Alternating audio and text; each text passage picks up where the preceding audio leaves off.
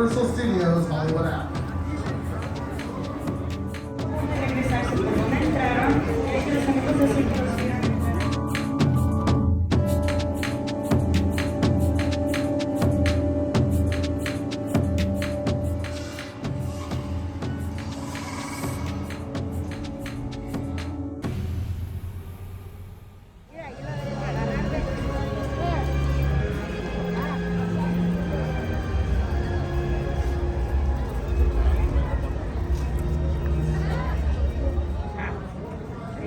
Jelly?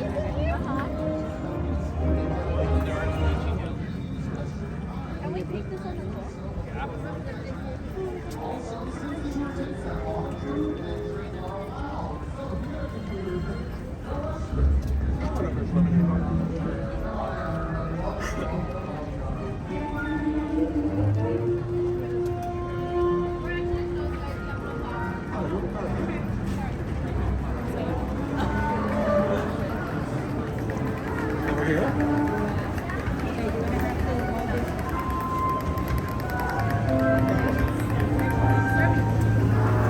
But for all those that are heading up the escalators, I truly hope you had a great tour, but I want to let everybody know that can hear my voice that if you download the Universal Studios Hollywood app, that will give you up to the minute wait times for all of our rides and all future show times for the Magic of Christmas at Hogwarts, which is a light show that does take place at the nighttime hours.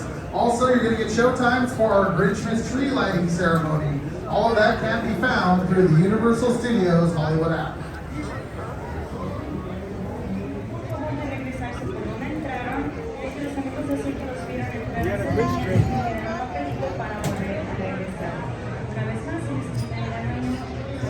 Back to the Future movies, you're in for a treat. That's all I'm going to say. Have your cameras available. Now, if you've never taken our tour before, just give me the heads up. Oh, hey there. You made it. Welcome to the Universal Studio Tour. I'm Jimmy Fallon. I'll be making sure that you get through this experience in one piece. You've got the very best guide. Pip. And the greatest driver. Aiden. You're the best. I love that. Even though Pip. owes me $5. I know you guys are excited to get on the tour, but first, a few safety rules. He's never getting that $5. That's the first thing you're going to learn on this tour. And second will be the safety stuff. We want you all to have a great time, but we want you to be safe. So bear with me while I say the safety things. We'll begin with that red emergency cord over your heads. If something you love falls off the tram, if you have a bathroom emergency, medical emergency, any emergency, reach up and pull the red emergency cord. If you pull it, Aiden's going to find a safe place to stop our tram, and then we'll help you out with whatever the emergency might be, large or small. Otherwise, please remain seated during the entire tour. Please keep arms and legs inside of the vehicle at all times. The studio is private property, so if you do drop a phone or can't wait for the bathroom, again, pull the cord. We'll help you out. Please, no smoking of any kind on the tour. And be prepared for loud noises, sudden tram movements, fire effects, water effects, a nice view of Super Nintendo World on the right. You ready for that? And also, please do not use selfie sticks on board. Other than that, just be kind to each other, and we're all going to get out of this thing all right. That's all the safety. We are now descending the Universal timeline. Every movie poster you see along here, they represent a year in production history at the studio. Perhaps you've seen some of these movies. Perhaps you should see some of these movies. And chances are you're going to recognize more and more of them as we make our way down the hill. But two other important things to look for. One is Fire Station 51. We got our own fire company here, and they have the Christmas minion in front of it, doing his job, whatever that is.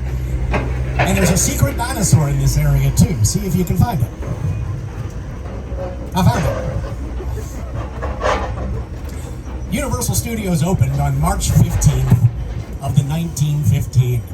And up on your screens, I'll show you some pictures of what that opening day looked like. Everyone was wearing their nicest hats. And the man right there with the hat in the air is Carl Laemmle. That's the founder of Universal Studios on his happiest day. They called him Uncle Carl, mainly due to his kind and generous nature, but also most of his family worked here, and he was several people's uncle. It was very much a family business in the early times. But today, it's the oldest working movie studio in the world. And on your left side, you're about to see the oldest and largest soundstage at Universal Studios. That's stage 12. It was built in 1929. And on your screen, you'll see some of the movies that filmed inside. Frankenstein's lab was there. Dracula's castle was in there. Scarface's mansion. Doc Brown's clock tower. Welcome Center from Jurassic Park. Some French action. And that was only a handful of titles from that one stage. Currently, the studio has 36 of these stages. And almost everyone we'll be passing here at the beginning of the tour was also built around that same time, late 1920s, early 1930s, right after sound became a thing in the movies. So these are among some of the earliest sound stages ever built. And each one has decades and decades of production history that have taken place inside. These next two on your left, stage 8 and 7. If you were here in 1960, it would have been Alfred Hitchcock in there doing the shower scene for Psycho. But today, these stages are home to a television series called Bel-Air. Bel-Air is a fresh take on the Fresh Prince of Bel-Air from the 1990s. They work on stage 8, 7, and stage 14 coming up around the corner here. They're back filming again right now, so you'll see a little bit of what is known as the base camp. Here on the left, the first one here is their wardrobe trailer, where they keep a lot of the costumes for the show. And normally base camps are made up of dressing rooms for actors, hair and makeup, props, catering, and things like that. Everything that you can't put inside the stage ends up in the base camp out front. And it's usually all on wheels, so when they need to go film out in the real world, they just fire up the trucks and the whole operation becomes mobile. Some of the cast of Bel-Air made a video just for our tour to tell you more about their show and show you some of the production aspects as well. So here's Jabari Banks, who plays Will, and Ollie Sholaton, who plays Carlton on Bel-Air. You just got me water when you can. So what it is, you put egg on the cheese. You put cheese on the eggs, on the cheese. That's right. Whoa, how many seats do you think are in there? I don't know, it's gotta be a lot. Man, we could probably fit the whole Bel-Air cast and crew in there. You know, we gotta get one of these for the mansion. For sure. You're lucky for y'all, the Banks family mansion lives right here on the Universal lot. Right. Some of Bel-Air's most pivotal scenes have been filmed right here. Jabari, what have been your most memorable moments? Oh, I don't know. I mean, there's so many to choose from. You know, I love the foyer set where Will first enters, and at that moment, his life changes forever. What about you? Well, the Bel-Air Academy gym set is here too, and I remember you having me sit in that cold ice bath for hours. Yeah. And that was really fun. I still can't feel my toes. No, but seriously, my favorite part of this lot is the talented crew who put it all together, from hair, wardrobe, makeup, set design, props, and transportation. Transpo, yes. Yo, Transpo is the best. Yeah, they have the sweetest rides for us to play with. Actually, speaking of, if we're gonna get a ride like this, we better go talk to Transpo now and let these people get back to their tour. Yeah, that sounds good. Yeah. As long as I get to drive. Oh, not if I've got the keys. Oh, not for long. Come on, man. It looks like they're working on a set for something over on the left side. It looks like for Quantum Leap right now. You can catch Bel-Air and Quantum Leap, and soon the new Ted the Bear TV show. All on NBC streaming service Peacock. NBC became part of Universal in 2004, so we do make a lot of NBC shows around here. And some of the other stuff they've been working on here lately, you'll see on these posters coming up on your right side. The posters are on the side of the Bud Westmore building. Bud Westmore was a famous makeup artist. He was head of the makeup department here for many years, and that building there, they named after him, is where they build almost everything the shows need around here. If it's made out of wood, metal, plastic, or glass, they can usually make it in that building on your right. Now, left side, you got the production bungalows next. They built these bungalows way back in the 1940s to be used as dressing rooms for actors. And everybody from Doris Day to Rock Hudson, Paul Newman, Tom Cruise, all used them as dressing rooms through the years. But today, they're offices for some of the biggest production companies in Hollywood. If you're working on a Universal movie or TV series, they'll often give you an office in one of these, and you'll see the silhouette of Alfred Hitchcock by the front door of this last one. That was Hitchcock's office when he worked at Universal back in the 1960s, but it's been the long-time home of the De Laurentiis production company since the 80s. 80s blockbusters that filmed back here, like Back to the Future and Back to the Future Part 2. This was the fictional town of Hill Valley for both Back to the Future films, and a little bit of Gremlins, too, if you're a big 80s movies fan. But I'll play you a clip up on the screen that'll show you what that and some of the other productions have looked like here in the past. The history of Courthouse Square goes back to the 1960s. Classic movies like Inherit the Wind and To Kill a Mockingbird use Courthouse Square. Let's go watch. No, dear. The very first episode of The Twilight Zone filmed here. And chances are you've seen this as a small town many times through the years. There was a TV show called The Ghost Whisperer that filmed out here for many seasons, and more recently it was the town of Rutherford Falls for another NBC comedy. And you can tell that the courthouse doesn't look the same as it did in the old Back to the Future times. They changed the look of these buildings from time to time, so you don't feel like you're seeing the same place over and over again. But if you walk in the front door of that courthouse, there's just the front of another courthouse in there. And then the rest of it's mainly just for storage. All right, back to the big city here. It looks like they got a couple of cars they were using for something that was filming out here on your left side with the New York City taxi cab here. This is called New York Street, and it's inspired by New York City, certainly, and it sometimes is New York, as you can tell from that cab.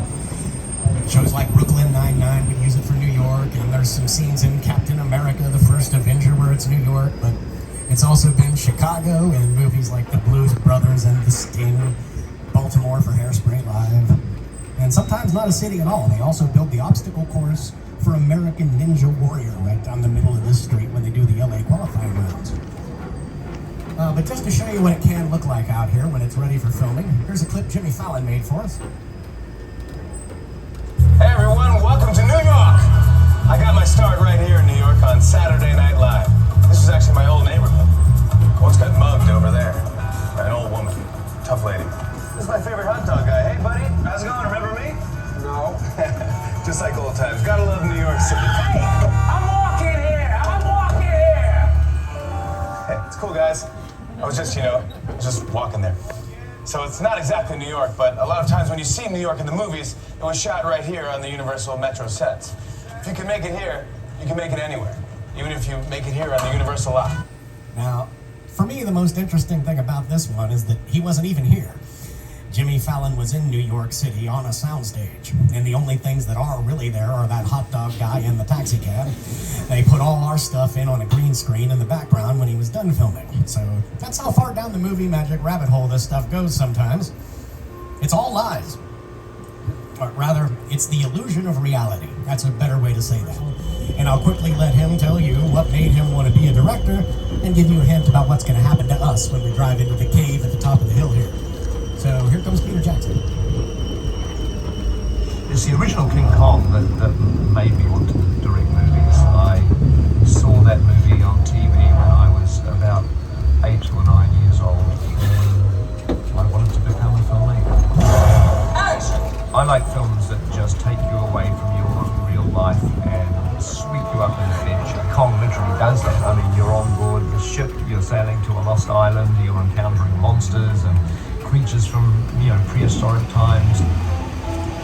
How can I believe it? So I was thrilled when Universal invited me back to Skull Island, and it's great to have you along for the ride. Now, we have created this 3D immersive experience, so you're going to have your glasses ready. Don't put them on yet, but just have them in your hand because we're about to return to Skull Island.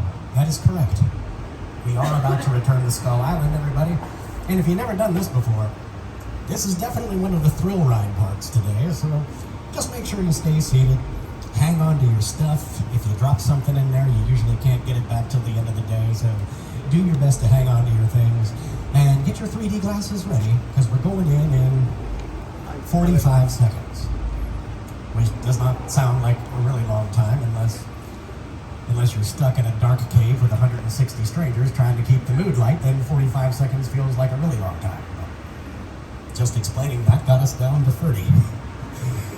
And often it goes from 10 to 0, so it might only be like 20 seconds.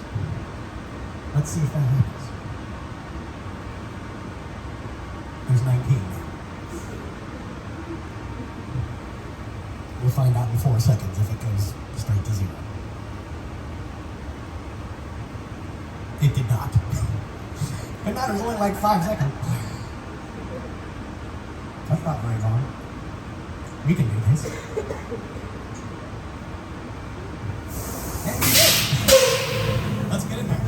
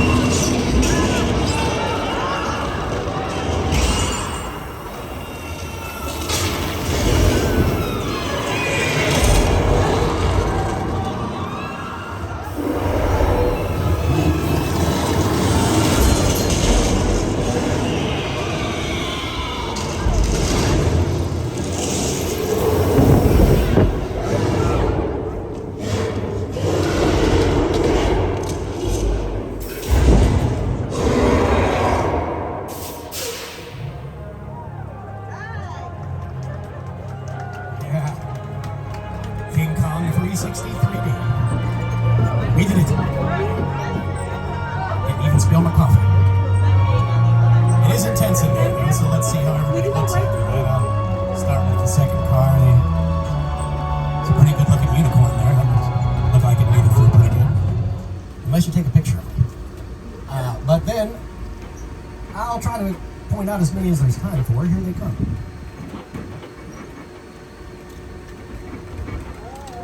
Starts out with a bright yellow Deuce Coupe from George Lucas's American Graffiti, Magnum PI's Ferrari, and Biff's convertible from Back to the Future. Those would be hero cars because the main actors drove them in those productions.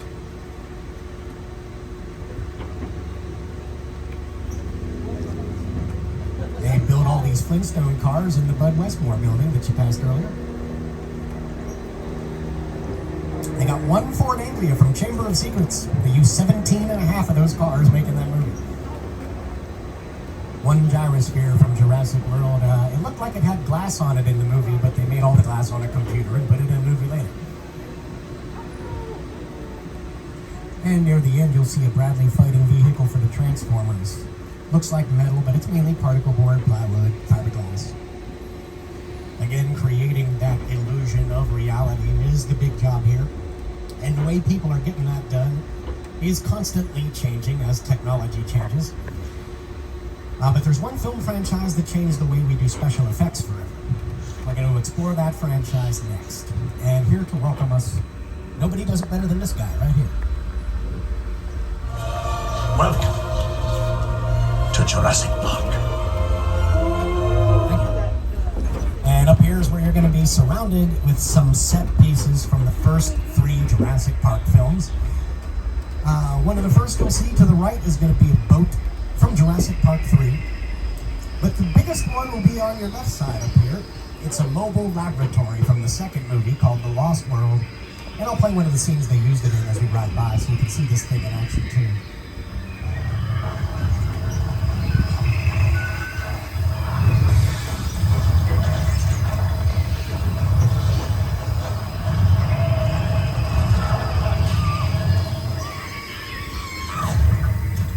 Also, dinosaurs live in these bushes right here, so look out.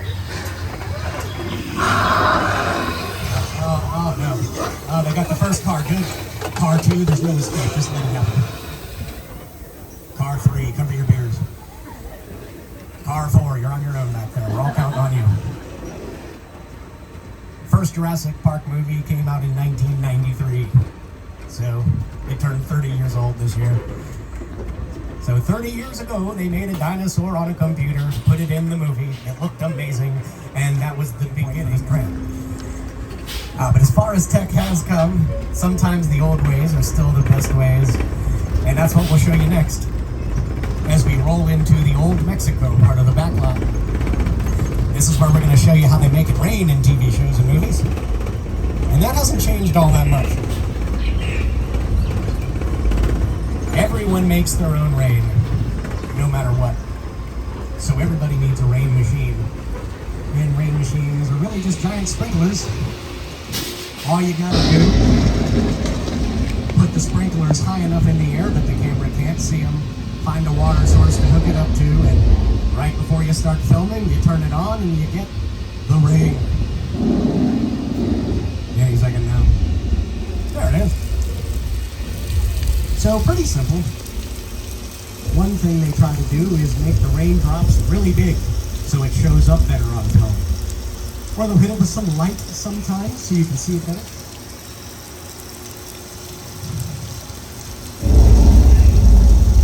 And when it is dark and stormy or bright and sunny or foggy, each one of those things sets a different mood to tell a story. So weather effects can be very effective, but you gotta remember to turn it off. Because if you don't turn it off, this happens.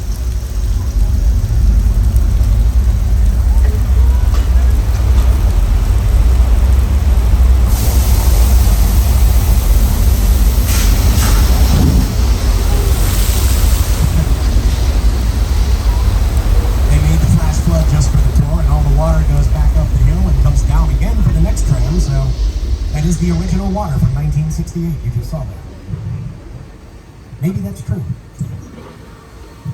Now, they're going to be filming some scenes for Quantum Leap. You can see their bathrooms here to your left. They're filming that in the Old Mexico and Old West area next week, so we're not able to drive through that area on the tour today. So instead, we're going to make our turn right here. And that's going to take us straight into the tribute to the 1975 blockbuster movie, Jaws. Now, Jaws filmed on location in Martha's Vineyard and on the Atlantic Ocean.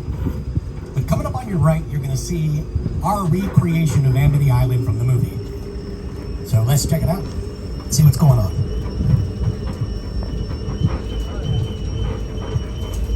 Looks peaceful.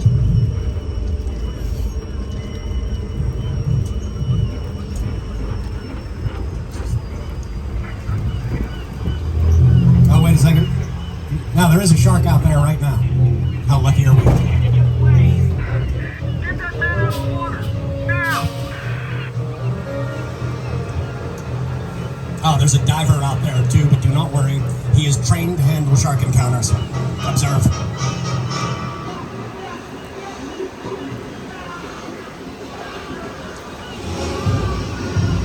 It appears the training is not kicking in.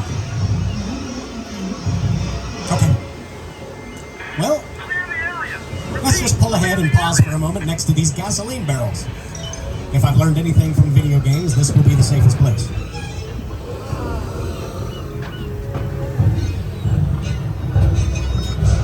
Now the shark's messing with the dock over there.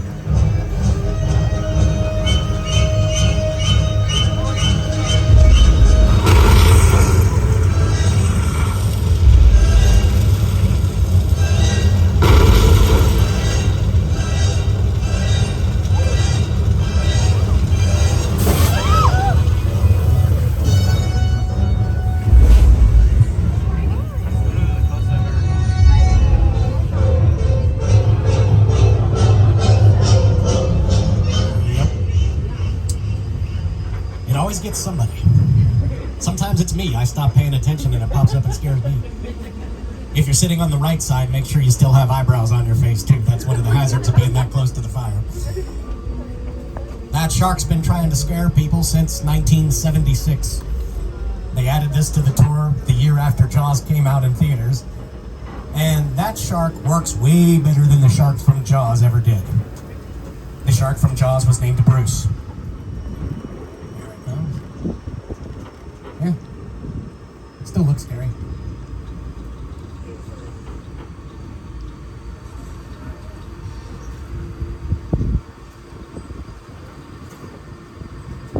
And that is going to lead us straight into the crash site set. This is from Steven Spielberg's 2005 movie, The War of the Worlds. And that is a real airplane. Or it's made entirely out of cake. It's difficult to really tell when you get up close. No, that was a retired 747 that they bought and then chopped into pieces just to film this one scene in this movie. I will play that scene on your screen, and you'll hear more about it from Steven Spielberg and production designer Rick Carter.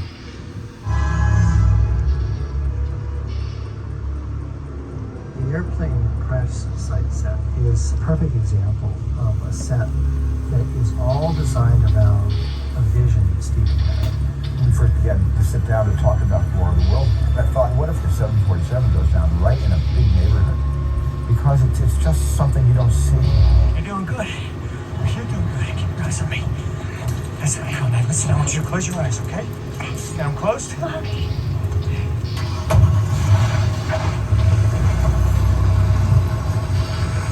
Bubby, get in. Get in.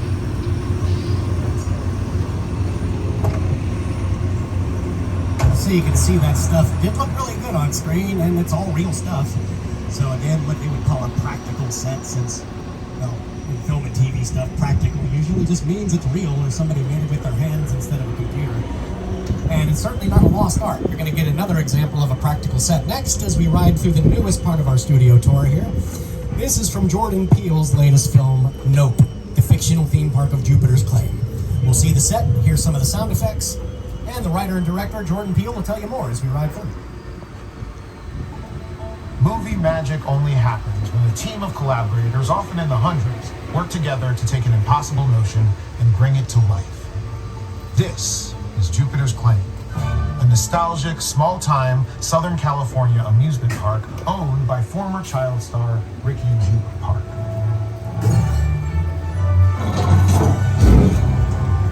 Over there, look into the waiting room. Have your picture taken just like the kids in that old 90s movie Kid Share.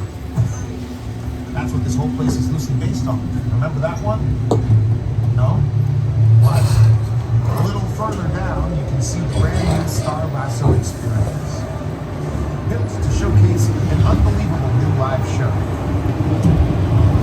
Not looking so live. Anyway, behind this Hollywood fantasy of a gold rush frontier town lies a sinister secret. Welcome to the world of no.